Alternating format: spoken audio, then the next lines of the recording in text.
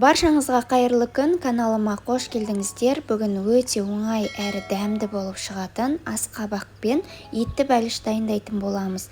Видеоның соңына дейін қарап, маңызды жерлерін жіберіп алмаңыздар.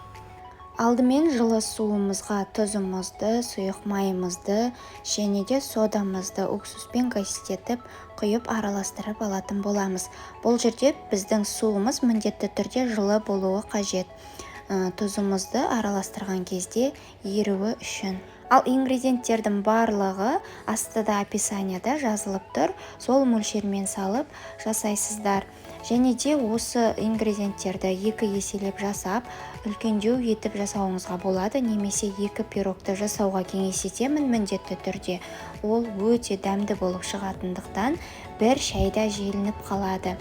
Өте оңай жасалады. Және де қыздар, каналыма тіркеліп, лайк басып, қазақша контентті көтеруге қолдау көрсетіп қоюларыңызға болады.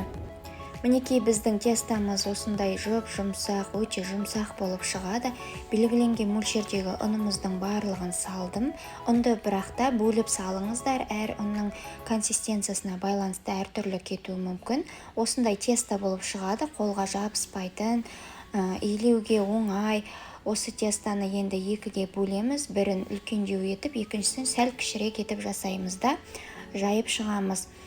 Енді осы мен сияқты осы тестаны формаға салып жасасаңыздар болады, немесе үлкендеу формаға духовканың жай домалақ етіп жайып, үстіне начинкасын салмамызды салып жасасаңыздар болады. Және де мен міндетті түрде роллтон специясын қосамын.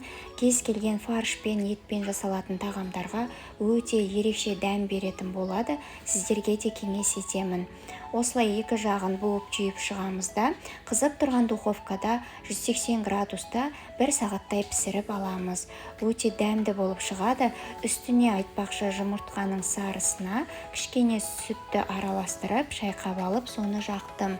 Сіздер де солай жасасаңыздар болады. Және де бетіне кунжутыңыз немесе макыңыз болса, сеуіп әдемілеуге болады. Өте дәмді әрі оңай жасалатын пирог. Міндетті түрде жасап көріңіздер. Және де менің каналымда дәл осындай етті бәліштің басқа да түрлері бар. Тестасының әртүрлі болып піскен, және де басқа да тәтті бәліштердің, пирогтардың, тәттілердің, салаттардың, басқа да көптеген рецепттердің түрлері бар. Каналыма кіріп қарасаңыздар болады.